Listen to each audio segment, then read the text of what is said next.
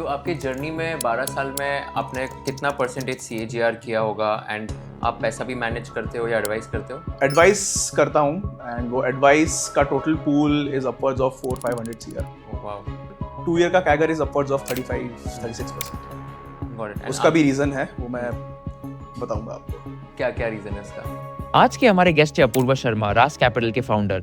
आज हम समझेंगे कि अगर कॉपर का प्राइस सिर्फ 20% बढ़ता है तो कैसे कुछ सिलेक्टेड कंपनीज का प्रॉफिट सीधा 60% तक जंप कर सकता है और आप इस पावरफुल ट्रेंड से कैसे फायदा उठा सकते हैं। वो कंपनी 11 रुपए में हमने इन्वेस्ट किया था, आज वो कुछ 110 रुपए के आसपास चल रही है। और वो कंपनी इंडिया की ओनली कंपनी जो फीमेल कॉन्डोम मैन्युफैक्चरिंग में है। लोग को धंधा ही नहीं समझ में आता सबसे पहले होता क्या है। क्या होता है? तो अभी do you think it is the right time to invest in Brazil market? Indian economy जो 2021 में थी, I feel Brazilian economies are on that much. 200 crore की मार्केट कैप है कंपनी का। वो एक एक्स बड़े इन्वेस्टर के पास गया, उसने बोला कि आप मेरी कंपनी का 2% लो, अगर कंपनी का भाव नीचे जाता है then I will bear the loss. But जब तक आप कंपनी में हो आपको वो पोजीशन लेके रखना पड़ेगा, because your name is attracting lot of investors in the market. हमारे पास एक इन्वेस्टर है जो 5 लाख का पोर्टफोलियो भी है, हमारे पास इन्वेस्टर है जिसका 5,000 करोड़ का भी पोर्टफोलियो है। 5,000 crore, wow.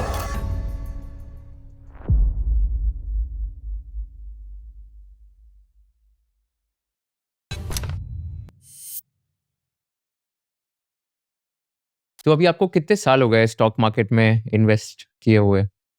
Upwards of 12 years, 12 साल से 12 आप साल कर। के आसपास। एंड आपने कब डिसाइड किया कि अभी फुल टाइम मुझे स्टॉक मार्केट्स में जाना है? जब सीए ड्रॉप करने का प्लान किया, उसके अलावा कोई ऑप्शन नहीं था। मतलब फैमिली बिजनेस हमेशा पिगमेंट्स में रहा है, तो वो इंडस्ट्री कभी मुझे इतना फैसिनेट किया नहीं है। और मेरे फादर भी एक टाइम तक बोलते थे कि try not to get involve in pigments, sunset industry है, ज़्यादा ग्रोथ नहीं है। सो अपने आर्टिकलशिप टाइम पे मैंने डेलॉइट में था, वो टाइम पे म्यूचुअल फंड्स की टीम में था ऑडिट करते वक्त। So HDFC mutual fund, Tata mutual fund, ये सारी कंपनी में एज अ वाउचिंग वेरिफिकेशन का काम दिया गया था मुझे। तो जो भी डील टिकट्स आती थी कि एचडीएफसी की ये स्कीम क्या बाय कर रही है, क्या सेल कर रही है, उसके डील टिकट्स को वेरीफाई करता था मैं। तो मैं हर दिन देख रहा हूँ कि आज आईटीसी खरीद रहे हैं, आज ये खरीद रहे हैं, कल बेच भी रहे हैं। वहाँ से फर्स्ट ट्रिगर आया मेरी लाइफ में कि ये थोड़ा इंटरेस्टिंग है, इसको थोड़ा और डाइसेक्ट करके आगे बढ़ते हैं। And then on and on and on and on and on, उसमें फिर डीप ही जाते गए। तो बैकवर्ड इंटीग्रेट आप बोल सकते हो। तो आपकी जर्नी में 12 साल में आपने कितना परसेंटेज CAGR किया होगा एंड आप पैसा भी मैनेज करते हो या एडवाइस करते हो? एडवाइस करता हूँ एंड वो एडवाइस का total pool is upwards of 400-500 CR। Wow. And CAGR मैं अगर लास्ट 2 years का ही पकड़ूं, because we went through a very difficult times in Indian markets. Every year 2 year का CAGR is upwards of 35-36%। Got it. And उसका भी reason है, वो मैं बताऊंगा आपको। क्या क्या रीजन है इसका? We pivoted from Indian markets अच्छा, in okay. 2024 second half, and we pivoted towards markets which were offering much better risk reward outside India. So that happened to be either China or some select pockets of miners. Now we have pivoted to Brazil, Latin America. It's a part of Latin America only. And now we are looking into very small parts of Africa. Not invested there, but yet. मैंने एक mutual fund में invest किया था। HSBC का एक mutual fund था जो Brazil के इसमें माइनर्स और ये कंपनीज में इन्वेस्ट करता था। उस पे काफ़ी मतलब अच्छा रिटर्न आया था मेरा। आई थिंक लास्ट 1 ईयर कुछ 40-45% Yeah. रिटर्न आया था। The index itself is up 30-35%, तो म्यूचुअल फंड अच्छा। उसके ऊपर ही होगा। 30-35% प्लस है Yes, इंडेक्स। yes. पूरी Brazil economy is available at a P of 10. Okay, So and that is very less. that is very less. India is today at forward P of 19-20. And Brazil, after 15-20 years of political instability, is now coming out from that slumber period. और आज world की biggest coffee manufacturing country Brazil है, biggest sugar manufacturing country Brazil है। They have one of the biggest oil company called as Petrobras. And the smart money has started to put their good capital in Latin American economies. Because undervalued है, when you compare it with India, तो जो forward P पे 20 पे मिल रहा है, अगर आपको forward P पे कोई पूरी इकोनॉमी 9 या 10 के पी पे मिल रही है, I would rather go and invest my money there. क्या हो रहा है एग्जैक्टली ब्राजील में, इतना अंडर वैल्यूड क्यों है वो? लास्ट 15-20 साल में Brazil had lot of political issues. उनकी जो one of the biggest company है वहाँ की निफ्टी 50 कंपनी पकड़ लो आप, पेट्रोबास करके, it went through corruption and governance issues. So lot of companies went through such issues. Smart money का भरोसा उठ गया था वो कंपनी से। 2000 एरा में चाइना ने ब्राजील से आयरन और कॉफी शुगर बहुत खरीदे, फिर वो कमोडिटी साइकिल बर्स्ट हुआ, Brazil lost most of its earning, पूरा जो फोकस था इक्विटी मार्केट्स में आ गया था, और including this corruption and political issues वो एक बहुत बड़े बेयर साइकिल में चला गया। अब after so many years the commodity as a theme has again come back. So Brazil के पास ऑलवेज वो एसेट था, कॉफी हमेशा से था, आयरन ओर हमेशा से था, अदर रेयर अर्थ हमेशा से था, अभी सिर्फ कमोडिटी का री रेटिंग फिर से हो रहा है। एंड व्हेन इन सिचुएशन जहाँ पर सप्लाई शॉक आ रहा है, इन्फ्लेशन बढ़ने के पॉइंट पे है, सो हर commodity will be subject to rerating in big way. So it was already there, अभी सिर्फ कमोडिटी री रेटिंग होगी जिसकी वजह से Brazil has gotten so much attention. So commodity rerating होती है, इसका मतलब क्या होता है? जब भी equity as an asset class over value हो जाता है, smart money wants to move out of equities and park देयरसेल्व्स into safe assets. वो सेफ एसेट्स इक्विटीज भी हो सकता है, but into under valued sectors. तो वो एसेट क्लास चेंज हो जाता है, सेक्टर्स चेंज हो जाते हैं, बिकॉज ऑफ विच ब्राजील के ऊपर सबसे ज़्यादा फोकस आया, बिकॉज 15 साल से उसके स्टॉक मार्केट ने कुछ किया नहीं है, तो इक्विटीज सप्रेस थे। बट जब कमोडिटी पे नजर आई तो पूरी दुनिया में हाईएस्ट कमोडिटी ओन करने वाली one of the countries is Brazil. तो अभी do you think it is the right time to invest in Brazil Absolutely. Markets? We believe that at RAS that it is on the verge of one of the biggest secular bull market for the next 5 years. And when you see it in comparison to the other economies, it is very, very cheaply valued. And इसमें अगर किसी को Brazil में invest करना है, Yeah. तो India के through Brazil में इन्वेस्ट कैसे कर सकते हैं? क्या इंस्ट्रूमेंट्स है, क्या प्रोडक्ट्स है आज available? There are some mutual fund schemes, but I would rather suggest that even if you are a retail investor, the only effort you have to take is open an account where you get access to investing in US-based ETFs. और already India के काफ़ी सारे brokers वो दे रहे हैं, Motilal ICICI securities वो कर रहा है, but there are many other discount brokers जो आपको यूएस के ETFs में इन्वेस्ट करने के लिए अलाउ करते हैं। Taking that effort will go a long way into diversifying into global assets, and it is a time. मतलब we only talk to our investors in one scenario. You are all prepared for upside. Everyone is prepared for upside. What if Indian stock market goes for a range in next 3 to 4 years? Are you prepared for that? If not, why don't you diversify into economies which provides much better valuation comfort? Hence, this is the right time. तो कौन से US ETF में invest करेंगे जिसके through Brazil का exposure मिलेगा? There is a ETF called as, goes by the code EWZ. It's a large cap Brazilian ETF. It gives you exposure to most of the top 20-30 Brazilian companies. वो वहाँ का Nifty पकड़ लो आप. That is one. Another ETF that we believe should perform well for the next couple of years is ILF. It's again an ETF for Latin America. 60% of Latin America is Brazil itself. So वहाँ पर आपका और थोड़ा diversified approach आ जाता है. ILF क्या है? ILF का full form? It's iShares Latin American ETF. अच्छा, okay. Yeah. So both are iShares driven, and both are poised to go a long way from here. When I say long way, मतलब आप पकड़ लो Indian economy जो 2021 में थी, I feel Brazilian economies are on that verge. अच्छा। It is a long breakout for Brazilian economy. They are already up 30% last 1 year. तो आप ये समझो अगर कोविड लो से इंडियन मार्केट्स 20% ऊपर आया, वहां से then again it went 3x. Right. Brazilian stock markets are at that level. There is still a risk of political issues, but it's already priced in. 15 साल तक वो प्राइस इन हो चुका है। कि अगर 1 लाख रुपए है किसी के पास, तो इंडिया में कितना पैसा इन्वेस्ट करना चाहिए और बाकी कंट्रीज में कितना इन्वेस्ट करना चाहिए? And then ETF is a route through which they will invest in different countries. But I am asking कि ओके, इंडिया में कितना परसेंट होगा, ब्राजील में कितना, चाइना में कितना, यूएस में कितना आपके हिसाब से? Because now you have diverted from Indian markets and you are like exploring the global markets. So India, if see, it's our mother country, right? तो मैं तो suggest करूंगा at this given point of time 40-50% India. Okay. उसके ऊपर आपको diversify करना है तो you diversify either in countries like Brazil, a bigger part of Latin America, China very selectively. This should, ये 3 कंट्रीज ही मिला के 20-25% आपके पोर्टफोलियो में होना ही चाहिए. We can go down in that but there is no point because बहुत बड़ा पोर्शन है वो. उसके अलावा if you still want an exposure then there are some good liquid funds available out there जिससे आप कर सकते हो. But 100% Indian market equities I will never do that. So आप बोल रहे हो 50% लेट्स से इंडिया, हाँ. फिर ब्राजील और चाइना 20-25% 5%. और फिर बाकी का 25%. What we have done is we are invested in some very good pre-IPO transactions which are scheduled to do IPO in next 2 years. So we keep on rolling our investments once we get exit from these investments. So when we understand these transactions हमारे side पे, तो ये ऐसी companies हैं जिनको growth capital चाहिए and they are ready कि इनको आईपीओ करना है अगले 2 साल में. सो हम एक बड़ा एक्सपोजर वहां पर लेते हैं, कंपनी में बहुत डीप एनालिसिस करते हैं. कभी कभी ऐसा भी होता है वो कंपनी के वैल्यू क्रिएटर्स हम बन जाते हैं. अगर कंपनी 100 करोड़ का रेवेन्यू कर रही है तो वी क्रिएट एन इकोसिस्टम जहां पर उनको गवर्नमेंट के साथ कैसे मिलवाना है, उनको इकोसिस्टम में कैसे अंदर डालना है, कौन से लोगों से मिलाना है जहाँ से उनको ऑर्डर अच्छे मिले, उनको अगर पोल्यूशन बोर्ड में परमिशन देना है तो who are the right people, वो उनसे मिलवा के देते हैं.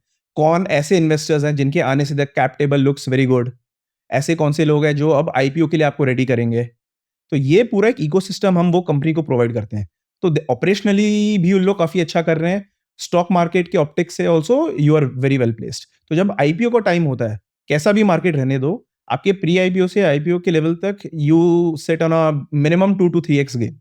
This is what we want at least pre IPO to IPO के जर्नी में. वहां पर प्रॉब्लम ये हो जाती है that we always want a 10 bagger. तो 10 बैगर पॉसिबल है इंडियन मार्केट में but you have to go through a cycle. तो आपने कितने मल्टी बैगर स्टॉक्स में इन्वेस्ट किया होगा in your career and which has been like the best 3 or 4 stocks and how much money you made in that? To start with, at least 7 to 8 companies top of my head. और जो one of the finest multi-baggers we have searched, we have recommended also. The street also knows there are enough evidence available. One of them is Piccadilly Agro. Another one is Cupid. Another one is Shilchar Technologies. And many more like that. So these investments have delivered a return of anywhere between 10 to 20 to 30x over the period of 3 to 4 years. अच्छा, इसमें सबसे ज्यादा कौन सा था? Shilchar. कितना? This was anywhere between 38 to 40x. अच्छा, in how much time? 4 years. Wow. And Cupid and Piccadilly? 20x each. अच्छा, in how much time? 3-4 years. Lovely. Can we deep dive into these 3 case studies? So if you can also share your screen and help us understand कि कैसे आपने इनको evaluate किया. सबसे पहले ये companies आपके radar में कैसे आई? Yeah. क्या thesis था आपका? And then when did you decide कि okay exit करना है या कैसे इसको decide किया कि sell करना है? Sure. So let's start with Piccadilly Agro. Sure. ये कंपनी हमारे रेडार में कैसे आई? Our stock selection criteria is, it doesn't go through a filter process. हमारा it comes through talking to people, लोगों से बात करना, मिलना, वो आइडिया कैसे जनरेट होता है उस पर कोई फिल्टर नहीं है. पिकेडिली एग्रो का अंडरस्टैंडिंग ये था that in 2021-22 Las Vegas Nevada में एक स्पिरिट्स का कंपटीशन हुआ था. उसमें पिकेडिली एग्रो ने पार्टिसिपेट किया था और वो टाइम पे इनकी बनाई हुई एक विस्की, सिंगल मॉल्ट विस्की इंद्री ने पार्टिसिपेट किया था और वो रनर अप डिक्लेयर हुए थे, नॉट द विनर्स. वहां वो आर्टिकल एक फोर्ब्स के लिंक में आया था, ट्रैवल डाइन के भी लिंक में आया था. दैट आई रेड समवेयर कि an Indian made whisky was a runner up. So that cot my attention कि यार कंपनी जाके देखते, लिमिटेड कंपनी है. जाके देखा तो अराउंड 250-200 करोड़ के मार्केट कैप पे खड़ी है, विस्की बना रही है और इतना हाई लेवल है कि लास वेगस में स्पिरिट्स के कंपटीशन में भी जाके रनर अप भी जीत लिया. So what exactly happened here, हमने फिर डीप डाइव करना चालू किया. The first thing that came in our analysis was the promoter. Promoter was the biggest red flag here. Promoter जो थे वो 20 साल जेल में जाके आए और जेसिका लाल के मर्डर केस में वो थे अंदर, तो नो वन टिल जेसिका वाला जो वो है उन पे ही निकला था। सो अब how do you build a conviction ऐसे कंपनी में जिसका प्रमोटर 20 साल जेल जाके आया है। सो हमारा यहाँ पर थिंकिंग कैसे निकला कि ये जेल से निकला है, now he is on the verge of proving himself, और ऑलरेडी ये एक बहुत बहुत नोन पॉलिटिशियन का बेटा था, so he had connects in the market, and through some understanding and sources that we had cultivated over the period of years, वो उनसे बात करके आए थे और समझ में आया था कि नाउ इनको प्रूव करना है अपना एग्जिस्टेंस, कि इतना बड़ा वो सेटबैक लेके आए हैं, अब लाइफ में कुछ प्रूव करना है। And he was constantly on the verge of trial error for making new whiskeys. वहां से हमने एक अंडरस्टैंडिंग लिया कि अब ये ऑल आउट जाने वाला है अपने इंडस्ट्री में और अपने पॉइंट को प्रूव करने के लिए। And the first given was कि ये लास वेगस में कंपटीशन करके आया और रनर अप किया। That was our first trigger. फिर कंपनी के फाइनेंशियल्स देखे, so far everything look good. Company ने स्कॉटलैंड में एक सब्सिडरी खोली वहां पर विस्की बनाने के लिए, और अराउंड 50-60 CR का कैपेक्स किया। सो दीज आर थिंग्स जो एक 200-250 करोड़ की मार्केट कैप कंपनी के लिए थोड़ा आउट ऑफ द वे है। एंड नाउ इट वांट्स कि भाई आप मुझे रिकग्नाइज करो बिकॉज मैं कुछ ऐसा करने जा रहा हूं जिसके लिए वर्ल्ड अप्रिशिएट करेगी in given time. So just only red flag, promoter red flag था। और द कंपनीज जो हम रिसर्च करते हैं वहां पर प्रमोटर का रेड फ्लैग के बेसिस पे आप कंपनी को इग्नोर भी कर सकते हो, बट यहां पर कुछ ऐसा था जो मैं इग्नोर नहीं कर पाया कि लोग फिर से कॉम्पिटिशन में भाग लेने वाले हैं और रनर अप है, नेक्स्ट टाइम विनर भी हो सकते हैं। Given the financials, their capex, their reach to Scotland, which is the whiskey capital almost of the world, we took a position and we recommended also Piccadilly Agro at 36, 39, 48 तक हमने उसको आगे pyramid किया। And now 2023 they were declared the best whiskey in the world। उनका Diwali addition निकला था। And in 3-4 years their sales doubled। Now they are a B2C company। Earlier तक ये कंपनी शुगर और एथेनॉल का मैन्युफैक्चरिंग करती थी। Now they have shifted from a sugar to a distillery company जहां पर मार्जिन ज्यादा है, B2C एक्सपोजर है, प्राइजेस नेगोशिएट नहीं हो सकते, और अभी वर्ल्ड का बेस्ट विस्की बन के आई है, तो prices will skyrocket. And ये नैरेटिव के बेसिस पे it went up to 800,000 from 38-39। We exited anywhere between 760 to 800 levels, but then वो अगेन 1000 तक गया and then there we are. तो इसमें ये क्या है, एक्सपैंडेड बीटिंग, ये क्या होता है? PE and market cap to sales.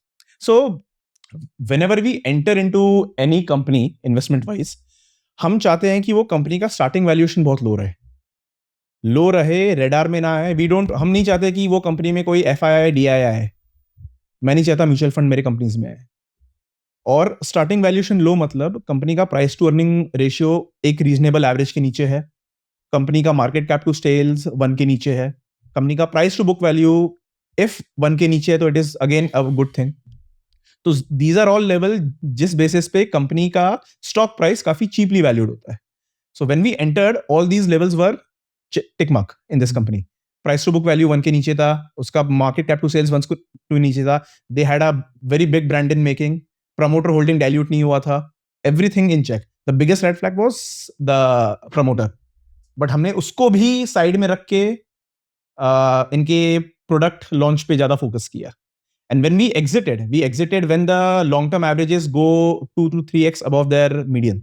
तो जब कंपनी का प्राइस टू बुक वैल्यू 8-9 हो गया, कंपनी का प्राइस अर्निंग रेशियो 50 के ऊपर चला गया, then we started booking our position, because ये एवरेज तभी आता है मार्केट का जब मार्केट बोलती है कि आप हर साल 50-60% ग्रो करने वाले हो, और कोई भी टाइम ग्रोथ इसके नीचे आता है, the price starts to read on the downside. तो हमने फिर वहां पर कंप्लीटली बुक करना स्टार्ट किया। वी आर नॉट हम ऐसे इन्वेस्टर्स नहीं है जो 10-20-25 साल तक एक कंपनी को पकड़ के रखेंगे। जहां पर एक बड़ा फंडामेंटल शिफ्ट आ रहा है with us coming into the picture और हम कुछ क्रिएट कर पा रहे हैं, we take a reasonable position. और हमारा पोजीशन कभी कभी 1, 2, 3, 10% तक जाता है कंपनी के अंदर। अच्छा, कंपनी का 1 to 10%। Yeah. वाओ, ये कंपनी का क्या मार्केट कैप था जब आपने एंटर किया? When we entered, हाँ. it must be 2 to 50 CR के आसपास। अच्छा, ओके। एक्चुअली लिखा है scale explosion 340 CR to 6750 CR। या सो वाओ। 340 CR तो जब हमने फाइनल पोजीशन अपना बनाया था, हम तो 2-250 करोड़ के आसपास इन्वेस्ट होना चालू हो गए थे। अच्छा। Yeah. Okay. And then we exited anywhere between 7.5-8,000 crore market cap. अच्छा, okay. Wow. And you said कि 1 to 10%, सो आपने मिनिमम 2.5-3 करोड़ तो डाला ही होगा इसमें collectively, this is me, all my investors together. Yes. Yeah, minimum. अच्छा, गॉट इट। एंड इसके जो फंडामेंटल्स थे वो आपने कैसे स्टडी किए थे? लाइक फॉर एग्जांपल इसका यूनिट इकोनॉमिक्स, बिजनेस मॉडल वो कैसे होता है, and how deep you go into revenue, profitability and business model? So when हम जब भी कंपनी का एनालिसिस करते हैं, for us to take a position, हमारे 3-4 नॉन नेगोशिएबल फैक्ट्स हैं। Number 1, company should have at least 10 to 15 years of history. 10-12 साल अगर वो इन्वेस्टेड है खुद मार्केट में, तो उसने साइकिल्स देखें। तो बैड साइकिल्स में क्या इसने अपने आप को कंट्रोल में रखा है, इन गुड साइकिल्स में इसने अपने आप को कैपिटलाइज किया है, ये हम यूजुअली हर कंपनी में देखते हैं, फर्स्ट। दूसरी बात, प्रमोटर पेडिग्री। सो प्रमोटर एनालिसिस एक बात होती है, प्रमोटर पेडिग्री अनदर होती है। पेडिग्री मतलब कितनी भूख इसमें है अपने आप को यहाँ से और ग्रो करने के लिए। अगर इसमें वो हंगर है, वो अचीव करने का एक बड़ा विजन है, that is most important, because वो ही प्रमोटर मार्केट कैप बढ़ाने भी इंटरेस्टेड रहता है। आप कितना भी अच्छा धंधा कर लो, अगर आप अपना मार्केट कैप कंपनी का बढ़ा नहीं पा रहे, शेयर होल्डर वैल्यू क्रिएट नहीं कर पा रहे, कुछ फायदा नहीं है। तो अगर कोई प्रमोटर हंगर दिखा रहा है कि यस मुझे 500 से 5000 जाना है, which is a very big claim, फिर हमारी एनालिसिस होती है कि वो कैसे कर पाएगा, ये ग्रोथ फाइनेंस कैसे होएगा, उतना बड़ा सामने मार्केट है क्या उसको सफाइस करने के लिए।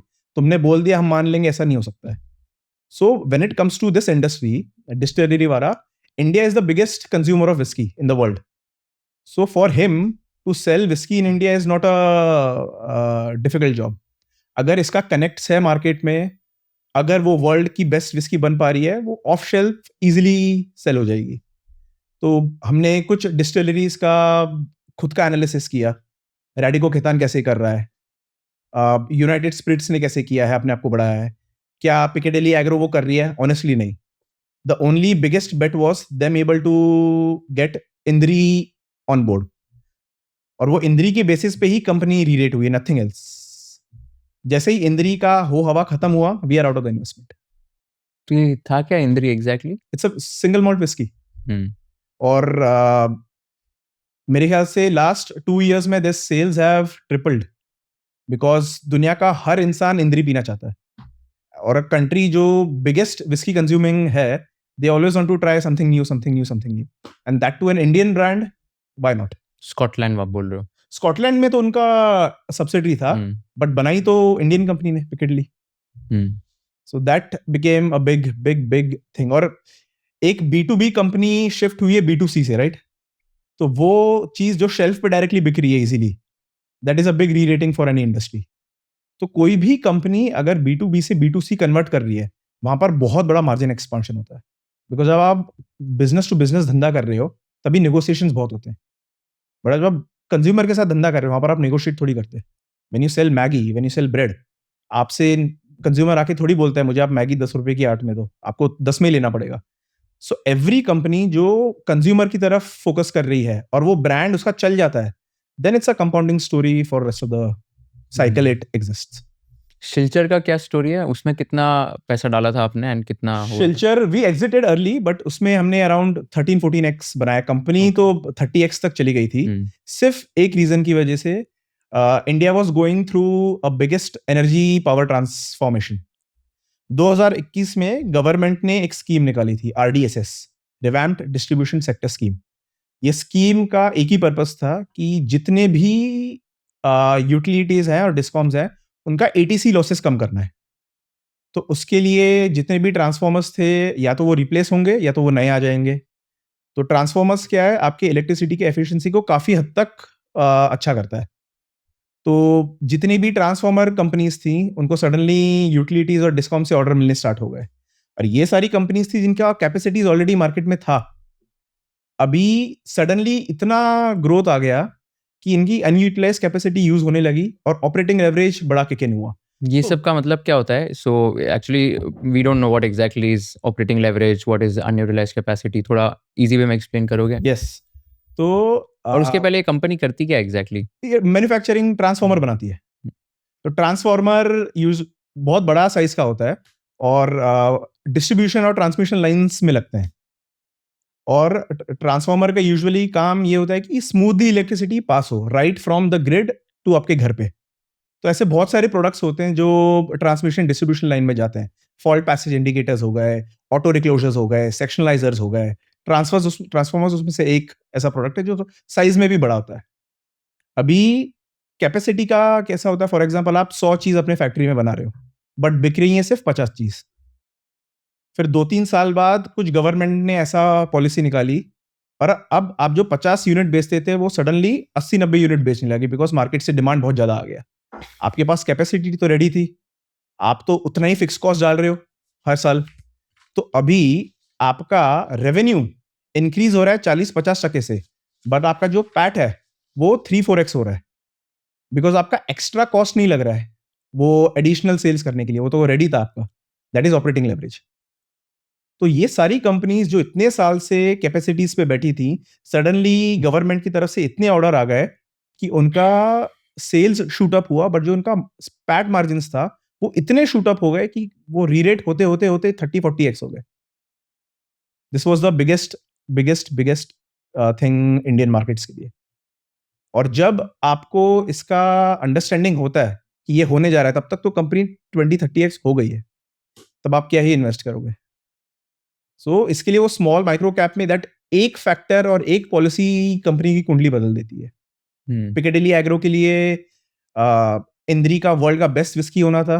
फॉर शिलचर गवर्नमेंट के स्कीम्स जो ट्रांसफार्मर को आगे कर रहे थे। क्यूपिड के केस में entering of strategic investor Aditya Kumar Halwasia, वो कंपनी पोस्ट स्प्लिट 11 रुपए में हमने इन्वेस्ट किया था, आज वो कुछ 110 रुपए के आसपास चल रही है।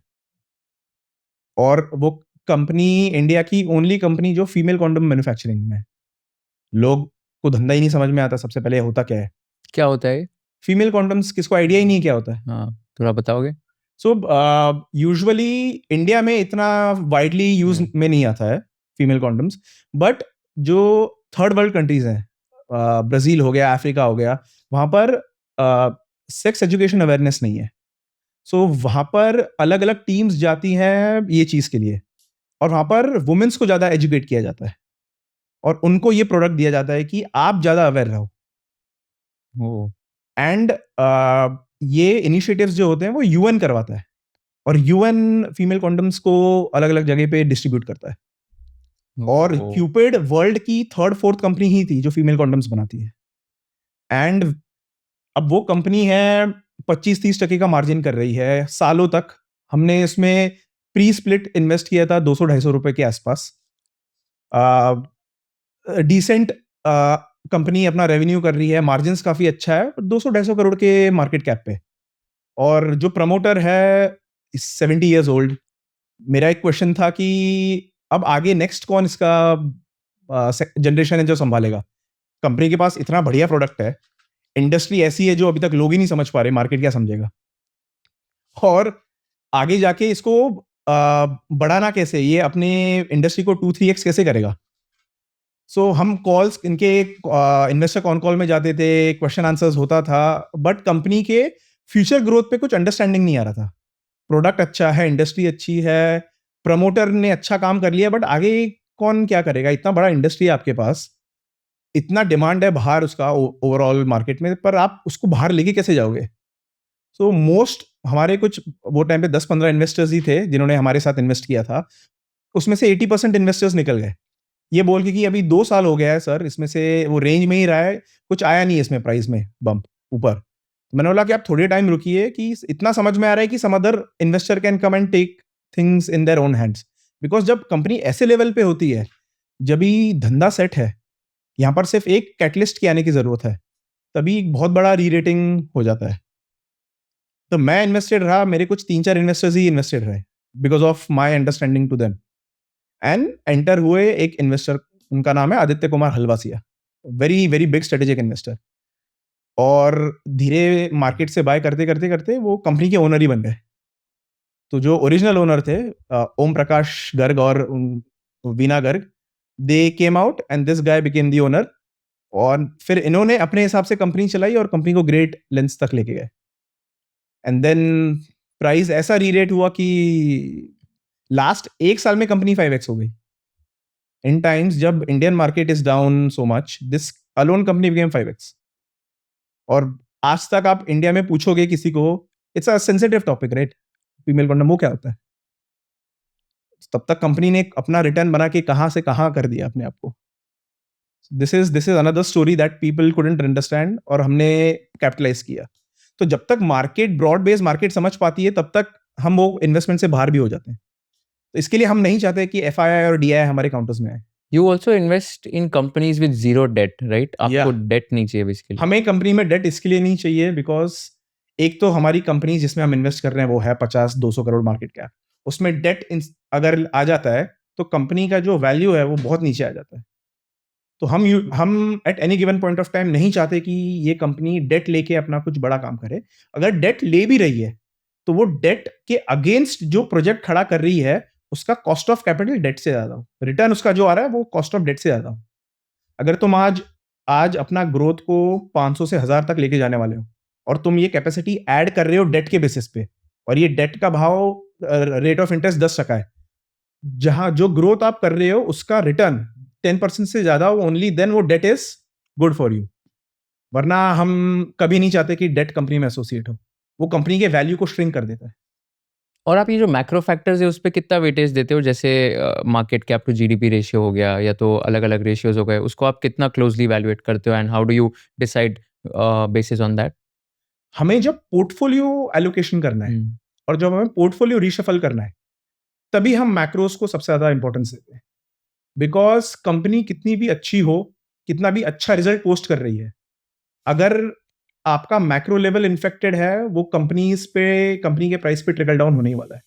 मैं आपको एग्जांपल देता हूं, एक कंपनी में हम इन्वेस्टेड है, उसका profit after tax last 2 quarter में 5x ऊपर गया है, 5x 500%। बट कंपनी का भाव उसके ऑल टाइम हाई से 50% नीचे आ गया। क्यों ऐसे? बिकॉज काफी गेन्स कंपनी का ऑलरेडी प्राइस्ड इन था, but still 5x gain company के पैट पे, जिसमें अदर इनकम भी नहीं है, कोई वन टाइम इनकम भी नहीं है, एक्चुअल में उसने कमाया उतना गेन, तभी भी मार्केट ने उसको रिकग्नाइज नहीं किया। वो इसके लिए नहीं किया बिकॉज शायद मार्केट समझ रहा है कि अगले 1-2 साल में कुछ ऐसे बड़े इवेंट हैं जिसकी वजह से ओवरऑल मार्केट सबड्यूड रह सकते हैं। तो हमने ओवरऑल कॉल क्या लिया फिर वो टाइम पे मार्केट में कि इंडियन स्टॉक मार्केट में एक लिमिटेड एक्सपोजर ही लेते हैं, ऐसा एक्सपोजर कि कल को इंडियन मार्केट यहाँ से 20% गिर भी गया, मुझे ज्यादा हर्ट नहीं होना चाहिए, और वो ही हुआ। 2024 सितंबर हमने प्रेस रिलीज दिया था सारे इन्वेस्टर्स को हमारे, और पब्लिक में भी। पीपल वर लाफिंग वो टाइम पे बिकॉज वी वेंट 80% कैश। कभी सितंबर 2024 अच्छा। फर्स्ट हमने अपने इन्वेस्टर्स को बोला था जुलाई 2024 में, और रीजन उसका एक ही था, इलेक्शंस वर ओवर। अब देखो इंडिया इलेक्शंस खत्म हुआ, इंडियन मार्केट का टॉप लग गया था, बिकॉज इंडियन मार्केट्स को खुश करने के लिए गवर्नमेंट को जो भी करना था जीतने के लिए वो गवर्नमेंट ने किया। गवर्नमेंट आ गई पावर में, अब गवर्नमेंट को आपको फिर से खुश करना है क्या? सेंट्रल लेवल पे नहीं, अब स्टेट लेवल पे धीरे धीरे करके जो भी Ladli Behan, I don't know whatever scheme, but major election में तो वो करके आ गया। तो अभी आपको खुश करने के लिए कोई उसका मोटिवेशन नहीं है, अब उसको अपने आप को ठीक करना है, अभी उसको अपने इंटरेस्ट को ठीक करना है, अपने बैलेंस शीट को ठीक करना है। तो इंडिया का टॉप, इंडियन मार्केट का मेजर टॉप वहां पर लग चुका था जब इलेक्शंस कंप्लीट हुआ। वहां पर हमने एक ब्रॉडर कॉल लिया कि आप इंडियन एक्विटीज से एग्जिट करना स्टार्ट करो, बिकॉज ये 10 किलोमीटर के मैराथन में हम पहले 2 किलोमीटर में स्प्रिंट कर चुके हैं, 8 किलोमीटर और भागना है, अभी उतनी ताकत नहीं है आगे जाने के लिए। तो या तो आपको रुक के आराम करना पड़ेगा, या तो आपको थोड़ा पीछे आके अपने आप को रियलिटी पे लेके आना पड़ेगा। आप पूरा 10 किलोमीटर स्प्रिंट नहीं कर सकते, पॉसिबल ही नहीं है। अभी आप क्या परसेंटेज कैश पे हो? अभी at this point of time 30-35%। अच्छा, but Indian markets only 20-25%। Okay. और ये ऐसी कंपनीज हैं सब 1500 करोड़ के लेवल के नीचे मार्केट कैप, और ये कंपनीज में हर एक कंपनीज में हमारा कन्विक्शन ऐसा है कि ये कंपनी 100 से 500 होगी अगले 2, 3, 5 साल में, बट अभी 100 से 50 होने का चांसेस भी है. So we are very sure confident of the fact कि ये यहाँ से मल्टी बैगर होगी, बट यहाँ से डाउनसाइड रिस्क ज्यादा हमारी कंपनीज में होता है बिकॉज लिक्विडिटी इश्यूज. लेट 2024 में आपने एक बताया था कि there were 2-3 indicators which were flashing red. एक तो था यील्ड कर्व, एक था small and mid cap rally और एक था केप रेशियो. तो ये क्या होता है? केप रेशियो होता क्या है वैसे, and what are these indicators? What were these indicators telling you in late 2024? मैं आपको पहले यील्ड कर्व के बारे में बताता हूँ. So yield curve is a debt event जहां पर हर एक डेट इंस्ट्रूमेंट बॉन्ड का रेट ऑफ इंटरेस्ट होता है. तो एक लॉन्ग टर्म डेट होता है, एक शॉर्ट टर्म डेट होता है. तो यूएस की बात की जाए तो 30 ईयर का एक बॉन्ड होता है और एक 10 ईयर का बॉन्ड होता है.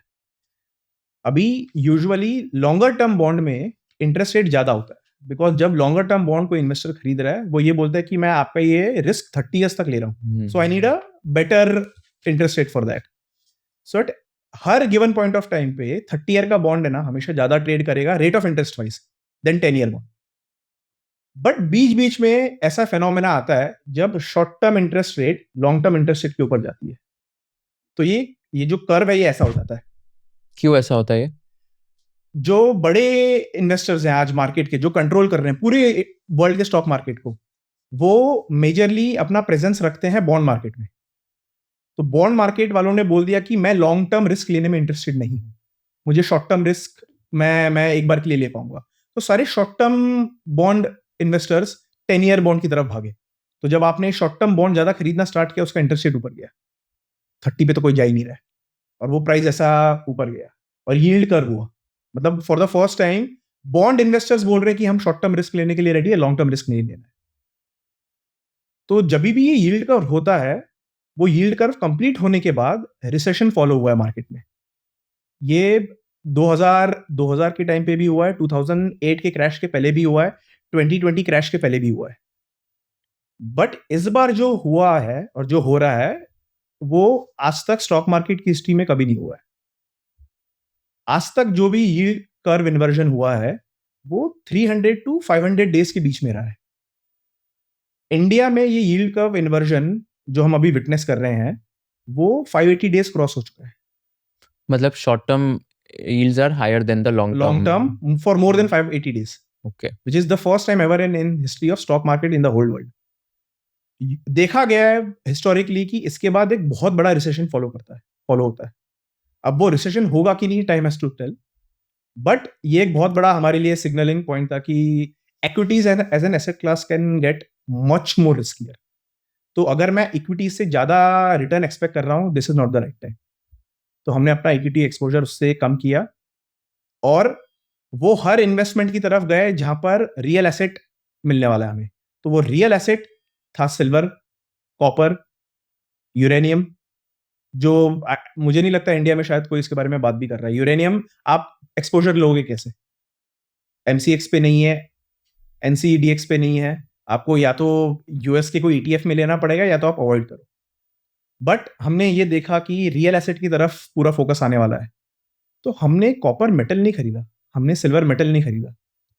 जो कंपनीज ये मेटल को माइन करती हैं उसके माइनर्स खरीद लिए. माइनर्स खरीद लिए मतलब? सो यूएस में एक ईटीएफ है, वो ईटीएफ 20-30 कंपनीज का होता है जहां पर ये जो मेटल मैंने आपको बताया ये मेटल को माइनिंग करती है, राइट? ये मेटल माइन होते हैं कहीं, कॉपर कहीं माइन होता है, सिल्वर कहीं माइन होता है.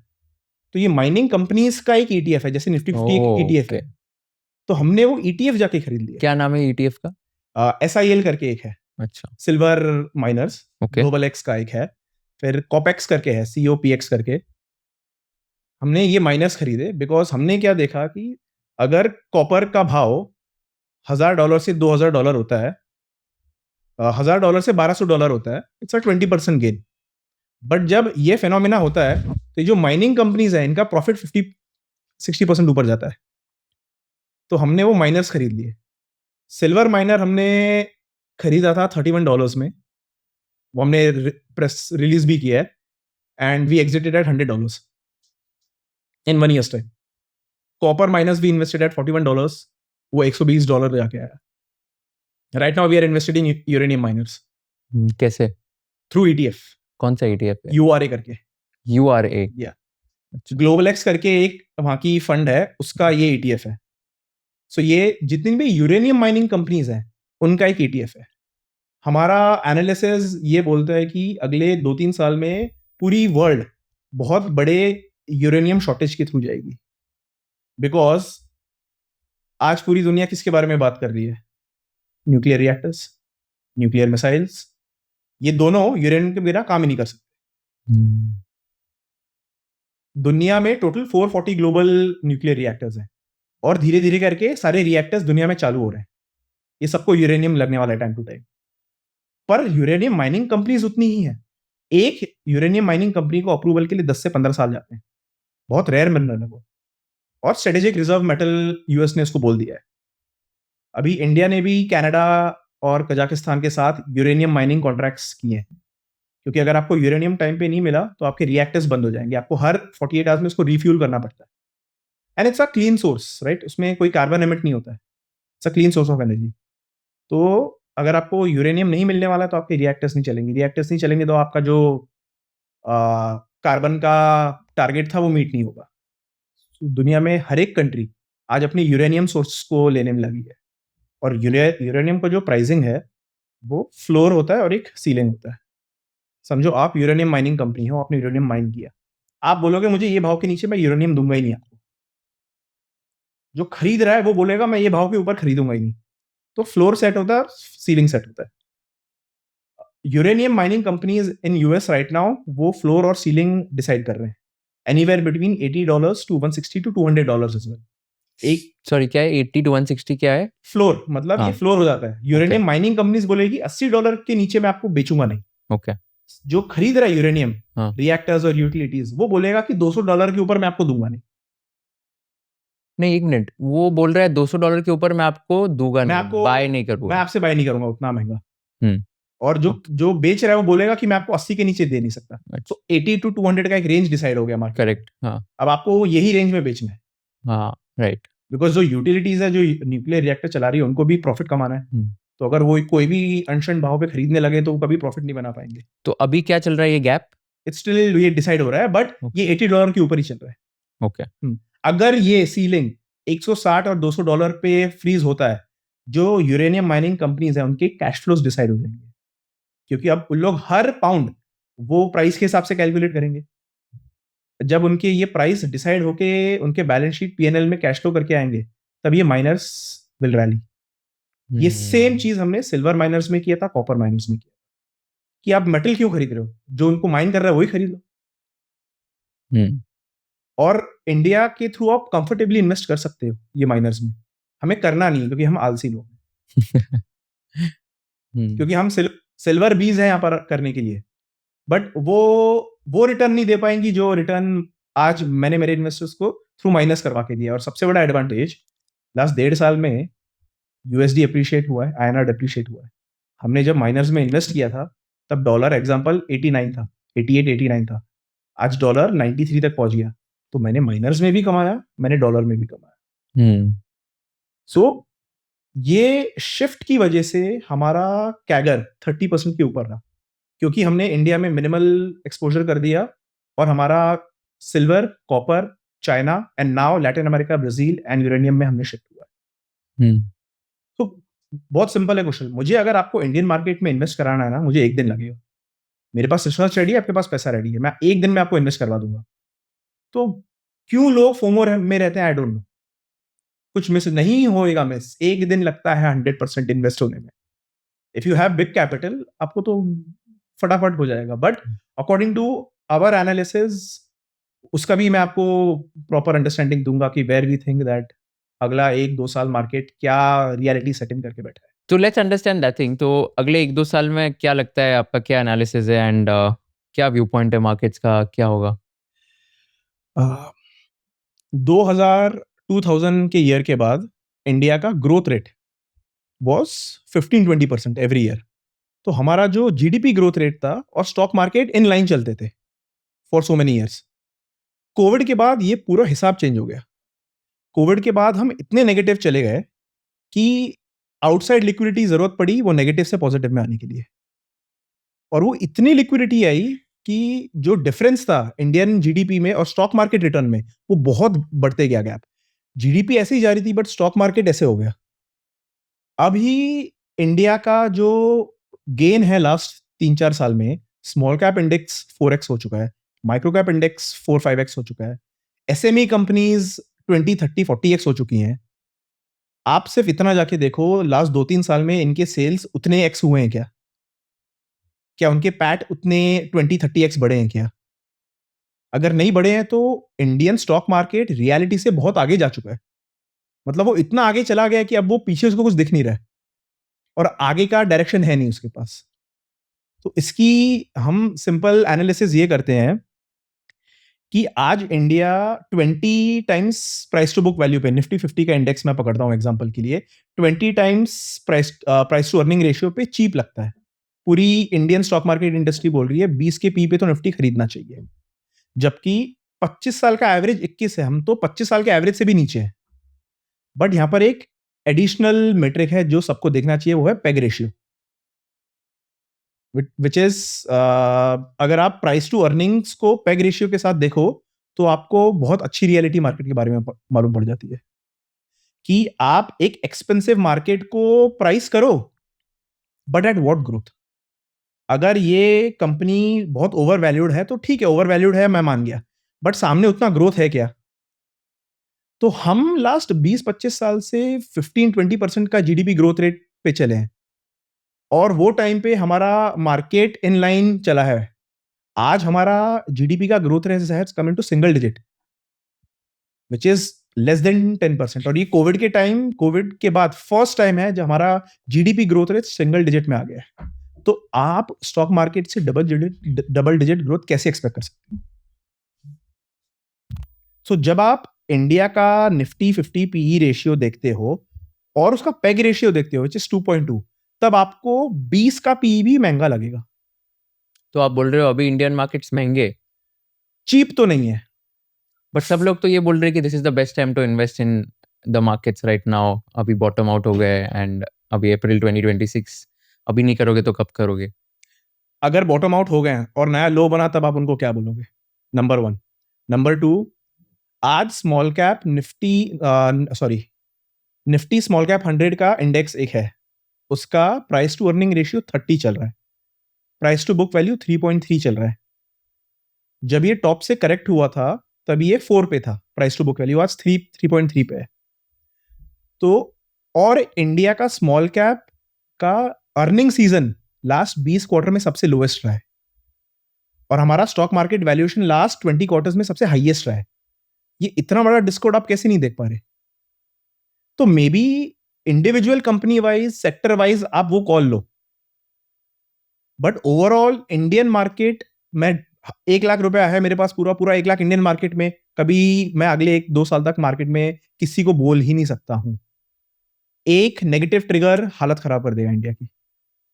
टुडे $100 के ऊपर आपका ऑयल चल रहा है, आपका आईएनआर इतना डिप्रिशिएट हो गया, इट्स ऑल टाइम लो पे चल रहा है। ये डबल वैमी है इंडियन मार्केट के लिए। कितना बड़ा आप एक होल क्रिएट कर रहे हो इंडिया जीडीपी फिस्कल पे, यू हैव नो आइडिया। थोड़ा एनालिसिस के लिए आपको बता दूं, एवरी बजट इंडिया का एक बैलेंस शीट निकलता है। हम कंपनीज का बैलेंस शीट देखते हैं, पर इंडिया का बैलेंस शीट भी निकलता है, लोगों को पता, बहुत कम लोग देखते होंगे शायद। तो इंडिया अपनी कमाई का 30% इंटरेस्ट पेमेंट में देता है। 30%? लास्ट 10-12 साल से जो भी 100 रुपया इंडिया कमाती है उसका 30% इंटरेस्ट पेमेंट में जाता है। फिर नेक्स्ट पेमेंट आता है grant to states and union territory. ये ग्रांट होता है, ये लोन नहीं है कि आपको फिर से मिलने वाला है।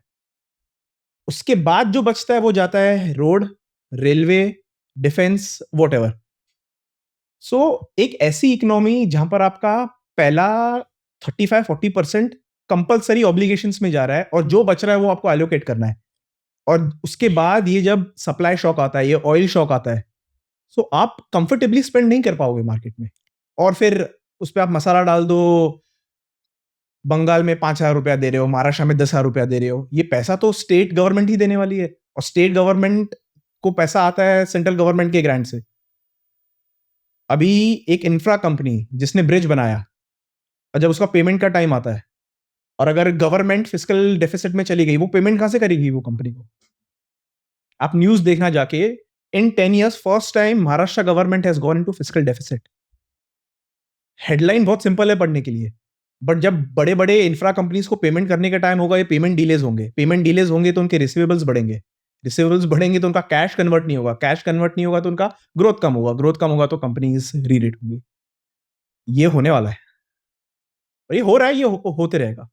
और स्मॉल कंपनीज का हीट सबसे ज्यादा फील होगा लोगों को। बड़ी कंपनीज तो मैनेज करेंगी, उनके पास रिजर्व्स है, कैश है, नाम है, बट छोटी कंपनीज क्या करेंगी? तो मैं अगर L&T को कंपेयर करूं एक 100 करोड़ की मार्केट कैप कंपनी से, कोई कंपैरिजन ही नहीं है। तो एक छोटी कंपनी इंडिया में अगर ब्रिज बना रही है, उसका अगर पेमेंट डिले हो गया और उसका पूरा 80% रेवेन्यू वहां से आने वाला था, तो आप क्या करोगे? और ये होने वाला है, ये होना ही है, इसका कोई टू वे है ही नहीं। सो ये चार्ट में कुशल आप देखोगे तो 2009 से 2019 निफ्टी और इंडिया का real GDP growth broadly sync में था। दोनों साथ साथ ऊपर जा रहे हैं, दोनों साथ साथ नीचे आ रहे हैं। और वो टाइम पे निफ्टी वो सपोर्टेड बाय 6-8% का जीडीपी ग्रोथ अंडरनीथ। अब ये जो पूरा कैलकुलेशन है वो कोविड में शैटर हो गया, पूरा पूरा हिल गया। और रिलेशनशिप कैसा चेंज हुआ कि जीडीपी क्रैश हुआ -6% तक, और निफ्टी काफी काफी गिर चुका था, वो 6% से भी ज्यादा। और उसके बाद just because of liquidity, rate cuts और रिटेल की एसआईपी फ्लो, जीडीपी बहुत स्ट्रांगली रिबाउंड हुआ, और उससे भी ज्यादा स्ट्रांगली रिबाउंड हुआ इंडिया का stock market. So post covid GDP rebounded 17%, और इंडिया का जो स्टॉक मार्केट था दैट वेंट मोर देन 20-25%।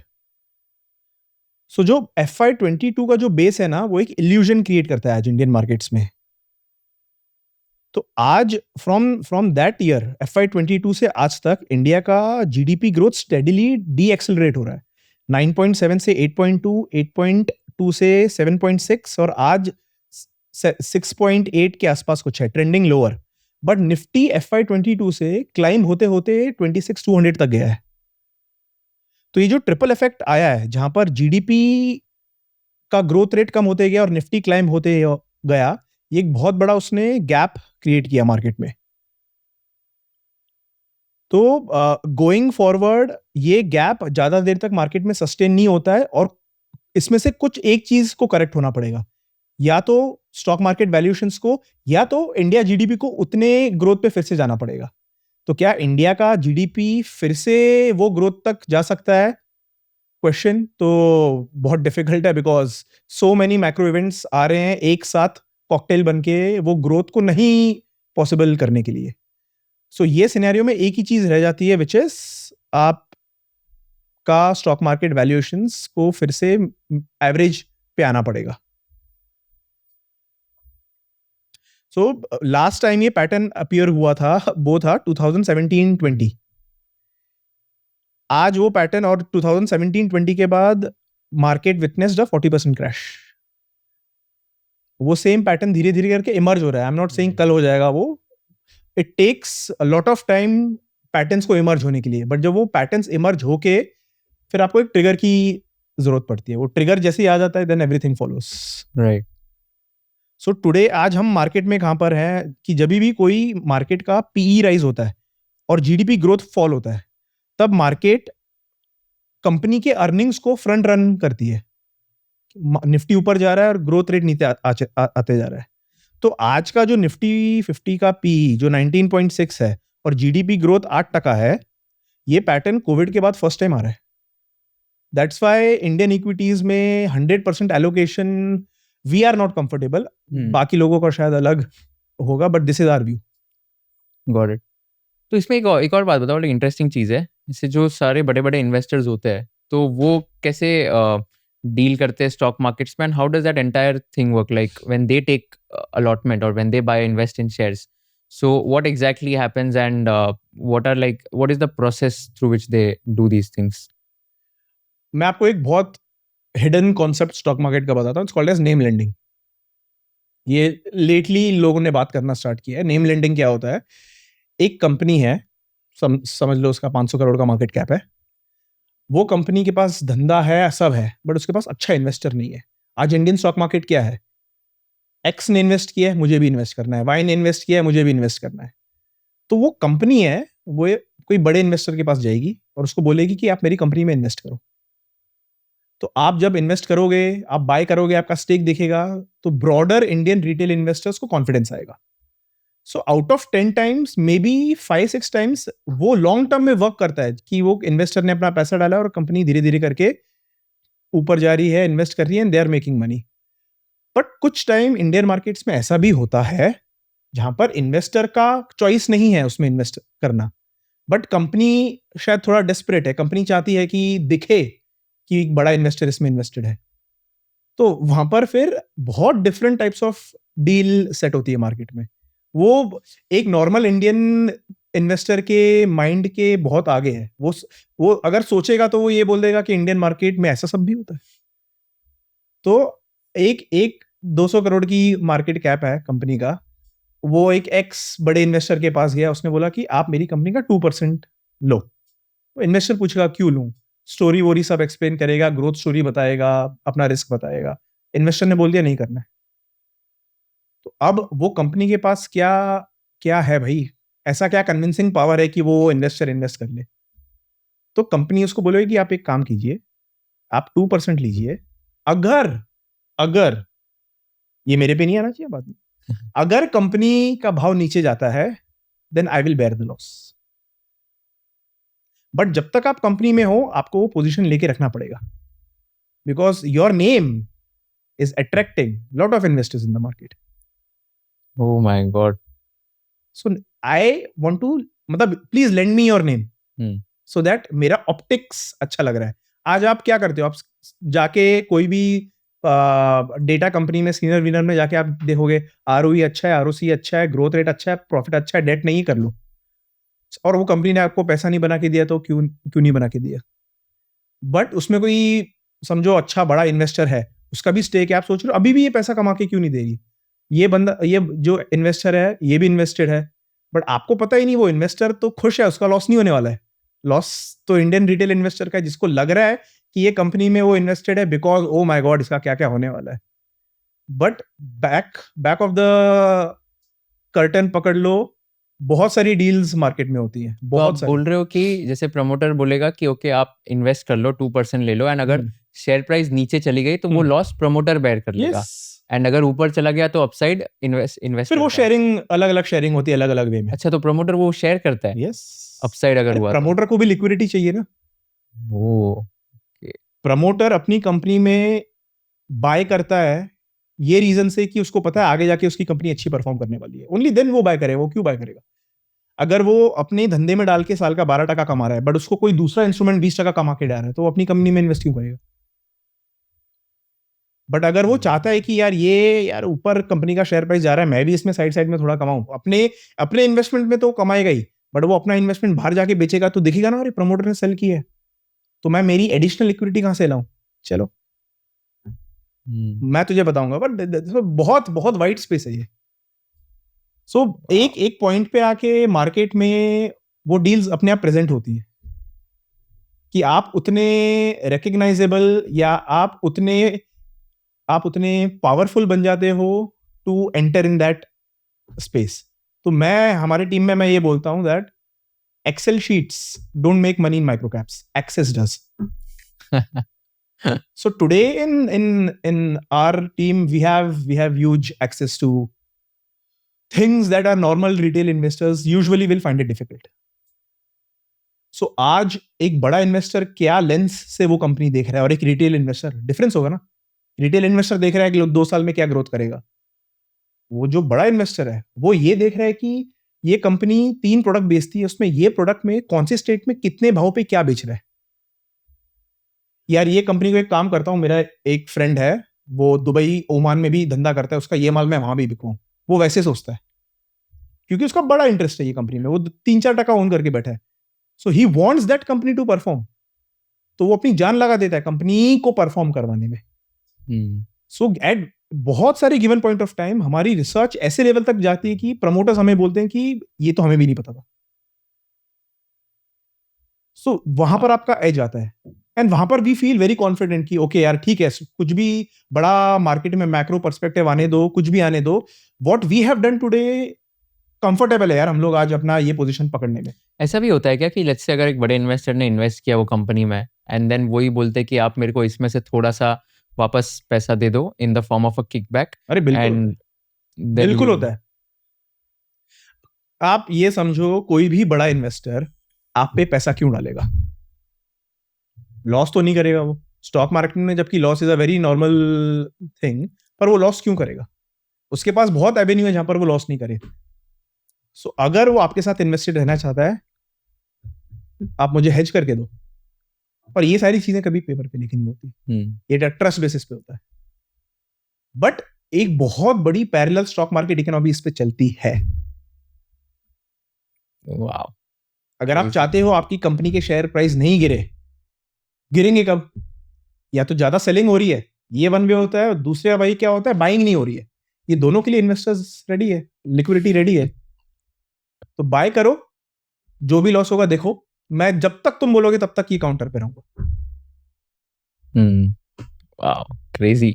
तो आप बोल रहे हो कि लेट्स से इंडिया में मैं पूरा पैसा इन्वेस्ट नहीं करूंगा, 40-50% रखूंगा एंड बाकी का मैं दूसरे कंट्रीज में, जैसे ब्राजील आपने बोला, ब्राजील एंड देन चाइना आपने बोला, ये कर सकते हो। चाइना के लिए I think you had invested in mirror asset Hang Seng हाँ, टेक, तो ये क्या था और इसमें आपने क्यों इन्वेस्ट किया था एंड अभी भी आप इन्वेस्ट कर रहे हो या नहीं?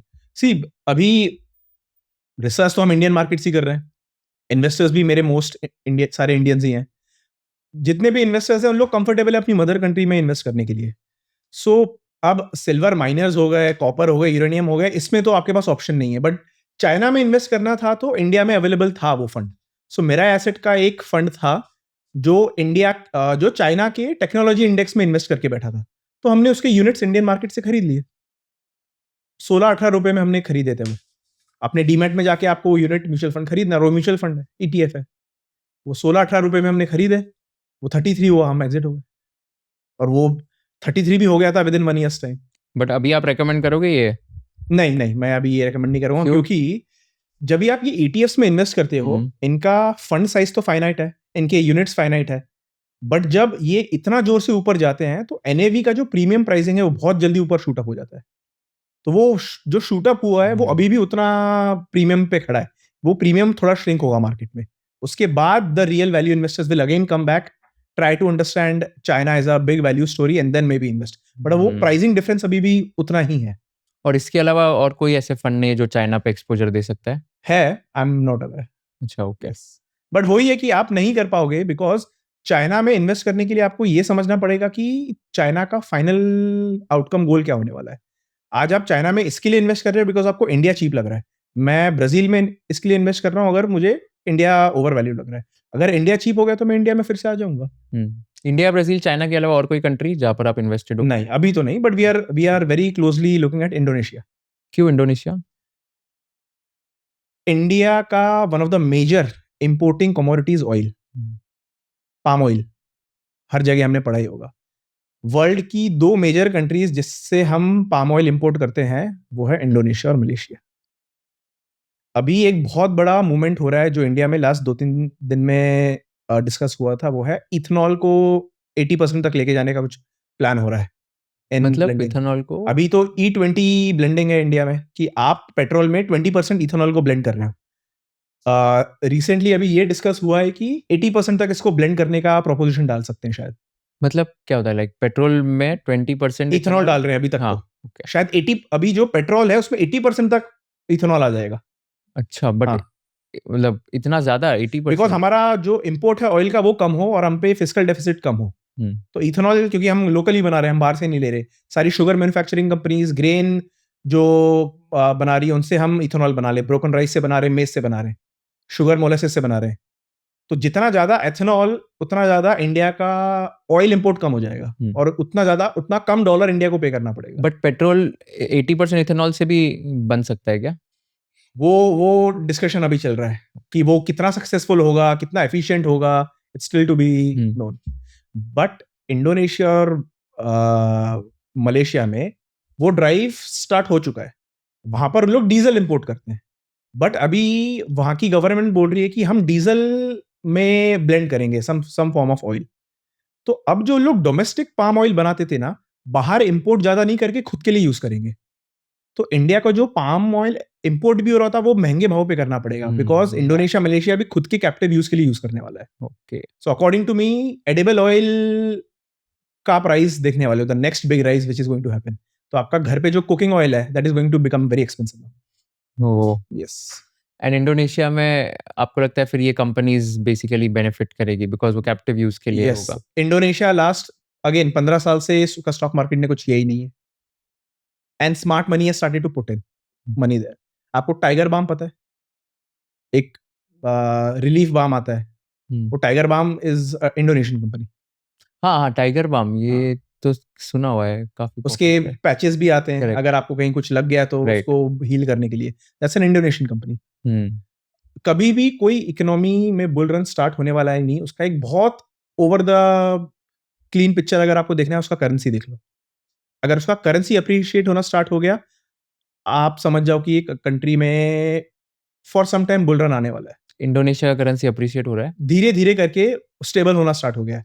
आप इंडिया पकड़ लो, जब भी आईएनआर डेप्रिशिएट हुआ है, हमारा मार्केट रेंज में रहा है या तो गिरा है। जैसे ही आईएनआर स्टेबल हो जाता है या डेप्रिशिएट होता है, बुल मार्केट स्टार्ट होता है। Appreciate you mean? हाँ, मतलब हम अगर अप्रिशिएट, जब आईएनआर अप्रिशिएट होता है हाँ। और डॉलर डेप्रिशिएट होता है, या तो हम बुल रन में जाते हैं या तो हम स्टेबल हो जाते हैं। ओके। बट जब आईएनआर डेप्रिशिएट होता है, historically this is from the time of 1990 से लेके टिल डेट। सिंपल है, सिर्फ डॉलर आईएनआर डॉलर का आप चार्ट खोलो, जब भी आईएनआर डॉलर ऊपर गया है, मार्केट में बेयर मार्केट आता है, स्टेबल रहा है, आप बुल मार्केट एंजॉय कर रहे हैं। Okay. So Brazil and Latin America में पेसो, एक मैक्सिकन करेंसी है पेसो, और ब्राजीलियन करेंसी में सडनली बुल रन स्टार्ट हो गया था। तो कोई एफआई को अगर ब्राजील में पैसा डालना है तो वो क्या करेगा? वो पहले डॉलर बेचेगा, वो डॉलर बेच के वहां की करेंसी खरीदेगा और फिर इन्वेस्ट करेगा। इंडिया में क्या होता है? FI first have to sell dollar, buy rupee and then invest. Can you buy TCS in dollar in India? You can't. You have to buy through rupee only. तो आप डॉलर बेचोगे, rupee खरीदोगे, and then you will invest in market. So ये universal है for any economy. तो Brazil Latin America में हमारा first entry point हमने ये देखा कि ये सारी कंट्रीज की लोकल करेंसीज धीरे धीरे करके पावरफुल होने लगी, which means smart money, value investors और एफआईआईज ने करेंसीज में पोजीशन बनानी स्टार्ट किया, क्योंकि उनको ये इकोनॉमीज अभी अगले नेक्स्ट साइकिल के लिए बुलिश लग रहे हैं। इसको I think capital account convertibility Yeah. बोलते हैं, राइट? Yeah. कि अगर कैपिटल अकाउंट कन्वर्टेबल कंट्री है, it means that you can basically invest in dollars also, but if it's not a capital account तो कन्वर्टेबल कंट्री तो आपको आपको home dollar country, surrender करके होम उनकी लोकल कंट्री करेंसी केस लेनी में, पड़ती है। Right? What's your worst investment in your entire career? कौन सी ऐसी इन्वेस्टमेंट है जहाँ पर आपने पैसा खोया या तो नेगेटिव रिटर्न्स यहाँ तो मैं नाम भी ले सकता हूँ, प्रॉब्लम नहीं है ना। या ऑफ कोर्स, पेंट कंपनी है, शालीमार पेंट्स करके, if you have heard of it. या I words, India's oldest paint company, Asian paints के भी पहले है। Our thesis of buying that company was, उसमें ओनरशिप शिफ्ट हो रही थी। टिपिकल दो फैमिलीज उसको ओन करते थे, ओपी जिंदल फैक्शन और झुंझुनवाला फैमिली उसको ओन करते थे। सडनली एंट्री होती है Hela Infra Market. Hela Infra Market is a construction distribution company. They are valued, I don't know how many $billion, backed by KKR. They have a revenue of 13,000 crore. उनके पूरे construction portfolio में paint नहीं था। अब उन लोग Asian paints को तो बाय आउट नहीं कर सकते, they are not that big. तो उन लोग ने सबसे छोटी पेंट कंपनी देखी जो लॉस मेकिंग है इधर, या तो चल नहीं रही है, शालीमार पेंट्स। तो इंडियन मार्केट में एक कॉर्पोरेट इवेंट होता है जहां पर अगर आपको कंपनी की ओनरशिप चाहिए, या तो आप डायरेक्ट जाके खरीद लो, पर अगर आपको मार्केट में कुछ बड़ा खेला करना है तो आप कंपनी को ओपन ऑफर देते हो कि पहले आप कंपनी में धीरे धीरे स्टेक खरीदते हो। फिर अगर आपको कंपनी का ओनर बनना है तो आपको कंपनी के ओनर्स को एक ओपन ऑफर देना पड़ता है कि मैं आपके इतना stake, 26% stake according to the SEBI rules, मैं आपका ये प्राइस पे खरीदूंगा।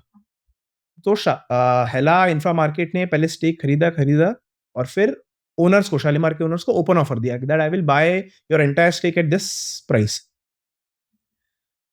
अब वो पूरा journey of tendering the shares वो ओरिजिनल ओनर्स ने किया नहीं। वो जो प्रोसेस था पूरा अपने शेयर्स को गिव अप करने का ओरिजिनल ओनर्स का, वो अच्छे से नहीं गया। हेला इंफ्रा मार्केट को ओनरशिप मिल गई, बट प्राइस 155 का 50 हो गया।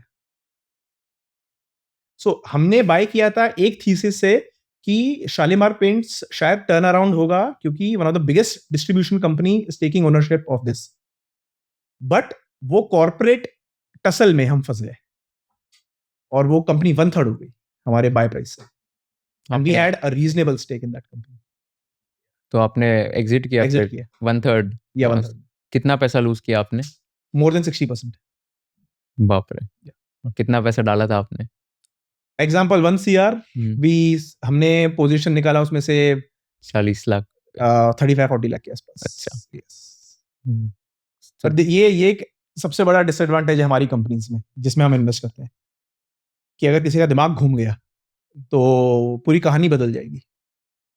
इसके लिए मोस्ट ऑफ द टाइम हम अपने रिसर्च में वो कंट्रोल हम लेना चाहते हैं कि ये कंपनी कहाँ धंधा कर रही है, कैसे धंधा कर रही है, किसके साथ धंधा कर रही है, कितना फास्ट फ्रीक्वेंसी में धंधा कर रही है। ये अगर मैं समझ पा रहा हूँ, रिसर्च कर पा रहा हूँ और कुछ ऐसा इकोसिस्टम ये कंपनी को देख पा रहा हूँ जहां पर मेरा अंडरस्टैंडिंग अच्छा है, मैं सेफ हूं इन दैट वे। पर अगर कोई थर्ड पार्टी आके पूरा मार्केट ऐसे हिला के चला जाता है, उस पर तो आपका कंट्रोल नहीं है, आप क्या करोगे। What's the highest amount of money you've made in a single year? Percentage wise Yeah, percentage, absolute, whatever. 120%। अच्छा 120% Yes. in 1 year. Yes. Wow. And amount wise कितना हो गए? 2-3 CR के आसपास। And 120% was in which year? 2024 itself। अच्छा अभी 24 में। हाँ, पर ये ऐसे इन्वेस्टमेंट्स हैं कुशल की यूजुअली हम बड़े इन्वेस्टर्स को नहीं दे सकते,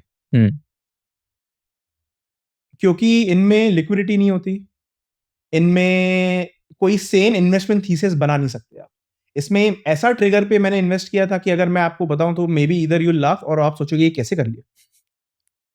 एक कंपनी में हमने पैसा डाला था बिकॉज कंपनी मशरूम की खेती करती थी और सडनली 2-3 साल तक कुछ नहीं हुआ, पर हमने उसका एनुअल रिपोर्ट पढ़ के लोगों से बात कर करके ये समझा कि अब ये लोग मशरूम के धंधे से बाहर आ रहे हैं, कुछ नेक्स्ट धंधा कर रहे हैं, may be in real estate. तो उसमें मैंने एक रीजनेबल स्टेक ले लिया। अब कंपनी मशरूम के धंधे से हटके बिटकॉइन के धंधे में घुस रही है और ये है 20-25 करोड़ मार्केट कैप कंपनी, जो ये कंपनी में 500 करोड़ इन्फ्यूज कर रही है थ्रू प्रेफरेंशियल। तो यूएस लिस्टेड कंपनी थी वो, ये कंपनी में आके लिस्ट हो गई और मेरा तो प्राइस वो टाइम पे था जब नो वन इवन नोज क्या करती है कंपनी, राइट ऑफ कर दिया है। और वो ऐसी शूट अप हुई, लिक्विडिटी आ गई, हर चीज आ गई, मुझे एग्जिट भी ग्रेसफुली मिल गया, वो मैंने आर्टिकल भी उसके ऊपर डाला था। सो या आपका पर्सनल एसेट एलोकेशन कितना होगा percentage wise? Equity, debt, real estate, gold वगैरह? Debt 0, real estate 0, gold 0। पूरा इक्विटी? Equity, copper, uranium. तो इक्विटी एंड कमोडिटीज में कितना स्प्लिट होगा? इक्विटी जस्ट 30%, कमोडिटीज 30%, बाकी कैश। अच्छा, okay. No real estate? No real estate. तो आपने कभी कोई भी लैंड या प्रॉपर्टी खरीदी नहीं समझ में आता है। सो you'll always prefer like not buying a house but renting a house? हाँ, मैं वो स्कूल ऑफ थॉट से हूँ। एब्सोल्युटली।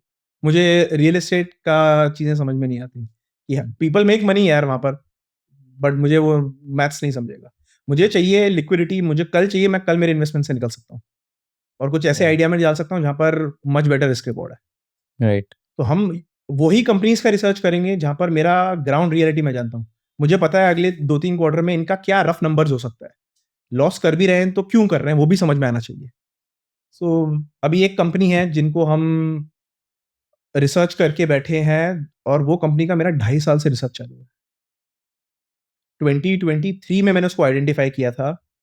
मैंने एक मैगजीन में उसका इंटरव्यू पढ़ा था और मैंने जाके देखी कि ये company double digit market cap पे खड़ा है और मेन बोर्ड की कंपनी है। उनसे जाके मैंने बात किया, उन्होंने मेरा मेल पे रिप्लाई नहीं किया, मेरे फोन के नंबर को ब्लॉक कर दिया। तब जाके मैं लिंक्डइन पे उनके सारे एम्प्लॉयज को मैसेज कर दिया। हाँ। तब एक एम्प्लॉय ने बोला ठीक है मैं आपको मिलवाता हूँ। तब मैं ऑल द वे दिल्ली गया उनसे मिलने, बिकॉज मुंबई क्यों आएंगे वो। जाके उनके ऑफिस में मिला, उनके धंधे को समझा, इंडस्ट्री को समझा, प्रोडक्ट को समझा, एंड देन 2 साल तक मैंने उनको ऑब्जर्व किया कि ये जो बोल रहे हैं एक्चुअली कर रहे हैं कि नहीं। जब उन लोग ने वो कंप्लीट किया 2 साल का मेरा ऑब्जर्वेशन, तब मैंने उनको आके बोला कि मैं आपको और हेल्प कर सकता हूँ यहाँ पर, कि let me introduce you to a set of people जो आपका यहाँ से ग्रोथ जर्नी एक्सेलरेट कर सकते हैं। तो मैं आपको कुछ ऐसे इन्वेस्टर्स से मिलाऊंगा जो आपको सही टाइम पे गाइड करेंगे, कुछ गवर्नमेंट ऑफिसर से मिलाता हूँ जो आपको गवर्नमेंट टेंडर्स लेने में मदद करेंगे, कुछ ऐसे लोगों से मिलाता हूँ जो आपको बीच बीच में प्रोजेक्ट फाइनेंस करवाते रहेंगे। तो मैंने उस पूरे टीम को हमने एक ऐसा स्ट्रक्चर बना के दे दिया, उसको कहीं जाने की जरूरत नहीं है। और इसमें मेरा इंटरेस्ट क्या है, मेरे पास कंपनी का स्टेक है, शेयर्स है। अब कंपनी को टेंडर लेना है तो उसको पता है किसके पास जाना है, सही क्वालिटी ऑफ ऑर्डर्स लेने उसको पता है किसके पास जाना है, और अगर शेयर प्राइस परफॉर्म कर रहा है तो इसमें मेरा बेनिफिट है, उनका भी बेनिफिट है।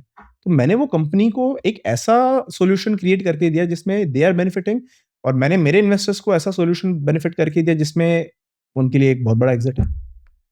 तो इसमें I know what the company is doing, industry कौन है मुझे समझ में आ रहा है, गवर्नमेंट में कौन सा मिनिस्टर बैठा है उनके साथ भी हम बात करते हैं, कहाँ बिगेस्ट टेंडर निकलने वाला है ये भी समझ में आ रहा है, किसको टेंडर दिया है, अगर उसको नहीं टेंडर दे के इसको टेंडर देना है, फिर वो इट्स अ बिग ओशन, उसका गेम ही अलग है, उसका Right. धंधा ही अलग है।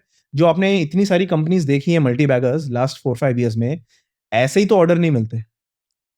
देयर इज अ वे जहां पर वो टीम काम करती है उनके लिए, जहां पर बाहर जाते हैं, लोगों को बात करते हैं, मिलते हैं, you have to please a lot of people. Yeah. तो अब आप एक स्टेज में इन्वेस्टर के वहां पर आ जाते हो जब आप एक स्ट्रेटेजिक इन्वेस्टर बन जाते हो। तो this is our view in the market, हमें स्ट्रेटेजिक इन्वेस्टर बनना है, फिर next investment.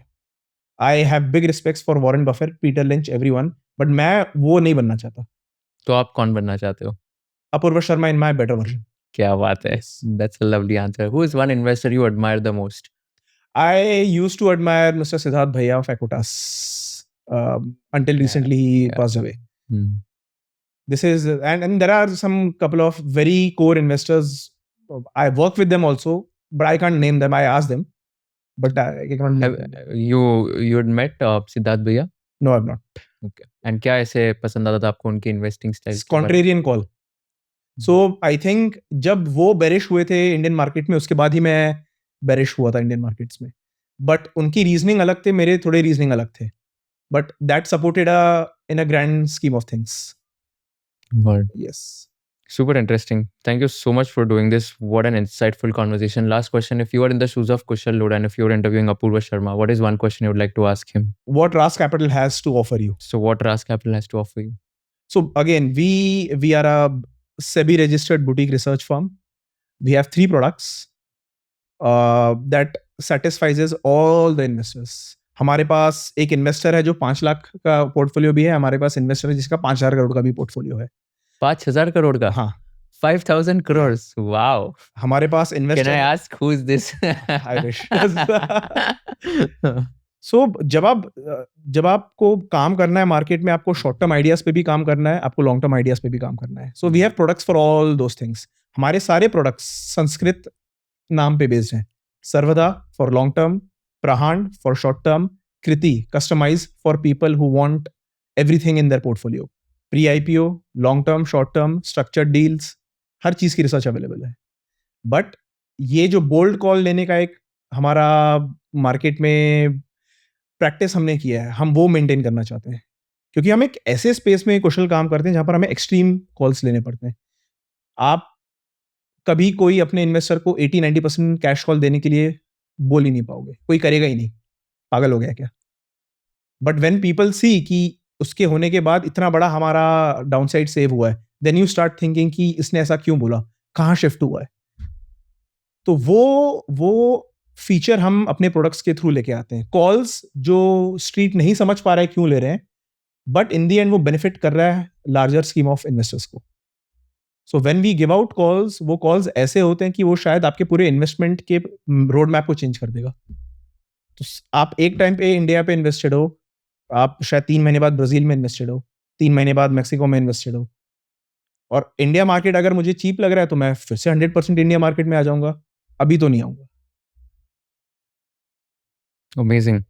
Thank you so much for doing this. बहुत मजा आया आपसे बात करके and I think we have a long way to go and बहुत ही इंटरेस्टिंग इंसाइट्स थे, काफ़ी सारे जियोपॉलिटिकल चीज़ें भी पता चली एंड प्लस ये जो यूरेनियम, कॉपर एंड अलग अलग कंट्रीज़ के बारे में बहुत इंसाइट्स मिले। Thank you so much for doing this and all the best to your future endeavours. Hopefully ये 400-500 crores का आपका advisory will grow to 5,000, 10,000 crores very Thank soon. you so much. And all the best for that. And thank you so much for doing this once again. Thank you, Kushal. अगर आपको ये video पसंद आया होगा तो I request you to share it with all your friends and subscribe to our channel so that we can give you more value additive content in the shortest amount of time. हमको ये बताइए कि आपको कौन से kind of guest चाहिए, हमको ये बताइए कि कौन से क्वेश्चंस मुझे नहीं पूछने चाहिए थे, कौन से क्वेश्चंस मुझे और पूछने चाहिए थे ताकि आपको और ज़्यादा वैल्यू मिल सके, और कौन से ऐसे पार्ट्स हैं जो आपको बिल्कुल पसंद नहीं आए ताकि हम लोग ये पार्ट स्ट्रीम कर सके फ्यूचर एपिसोड्स में। So thank you so much once again for watching this episode and keep sharing all our episodes with your friends and keep giving us feedback so that we can improve and come up with better quality content.